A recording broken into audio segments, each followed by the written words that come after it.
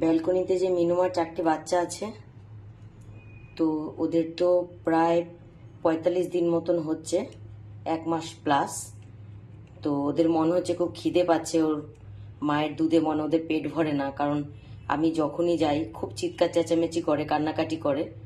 তো আজকে ঠিক করলাম যে শুধু মাছই বয়েল করে ওদের একটু দেবো। তো মাছগুলো এখন সুন্দর করে কাটা বেছে আর একদম নরম করে মেখে নিয়ে যাব, দেখি ওরা খায় কিনা। তো আজকে প্রথম দেবো ওদের আমি মাছ। যাক, বাচ্চাগুলোর এখানে আসছি, কি পাকা, এত ছোট ছোট, এখনই এত আমায় চিনেছে। দেখো দেখো দেখো, সব ঢুকবে এক এক করে, দেখো। হ্যাঁ, এত গুড়ি গুড়ি, হ্যাঁ আমাকে এত চিনেছে এখনই। সত্যি ওরা এরকম করে বলেই ওদের ওপর আমার এত মায়া পড়ে যায়, যে এত মায়া পড়ে যায় ওদের ওদের এই সব আচরণের জন্য। অ্যাডাপশন দিয়েও আমি অ্যাডাপশন দিতে পারি না। ভাবি আবার যদি কোনো ভুল মানুষ, কারণ একবার ভুল মানুষের হাতে আমার 2টো বাচ্চা পড়েছে, হ্যাঁ, তো আর চাই না আমার বাকি বাচ্চারাও কোনো ভুল মানুষের হাতে পড়ুক।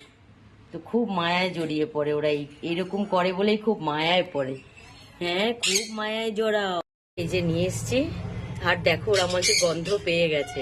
কিন্তু ওরা কিন্তু আজকে মাছ, মানে মাছটার টেস্ট প্রথম করবে। ওরা মাছের টেস্ট কিন্তু এখনো বোঝেনি, কিন্তু দেখো ওরা মনে হয় বুঝে গেছে।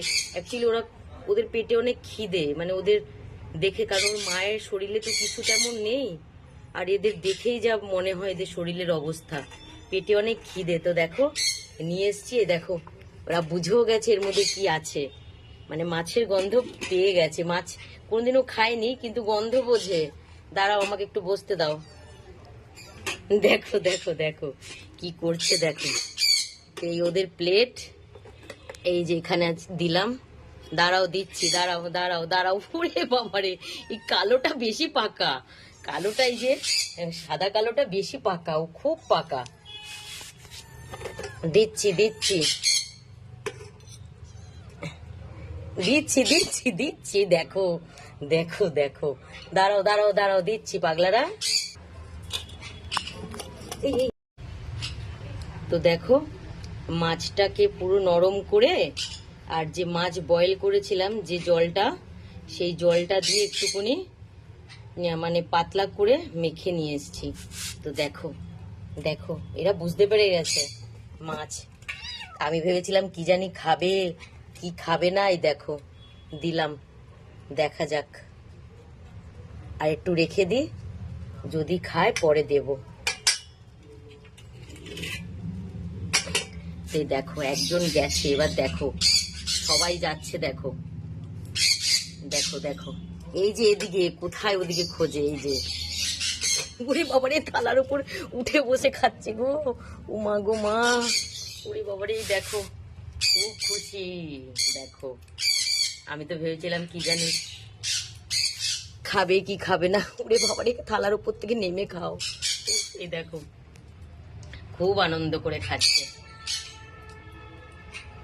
ভাবছিলাম যে ওদের মাছ একটু বয়েল করে দেবো, তারপর আবার ভাবছিলাম এত ছোট দেওয়া ঠিক হবে, কিন্তু দেখছি ওরা মানে খুব খিদেতে কষ্ট পাচ্ছে, যেহেতু ওর মায়ের দুধে পেট ভরছে না, কারণ ওর মায়েরও অবস্থা খুবই খারাপ, গায়ে কিছু নেই, কি করে বাচ্চাদের পেট ভরবে। তো দেখো এই যে, তো এবার থেকে খেয়েও ওরা খাচ্ছে, তো এবার থেকে ওদের মাছই দেবো শুধু বয়েল করে। দেখো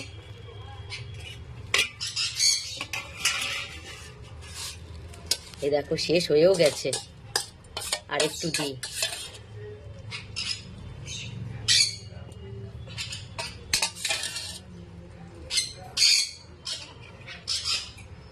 বাবা একে অপরের সাথে আবার মারামারি করে খাচ্ছে, দেখো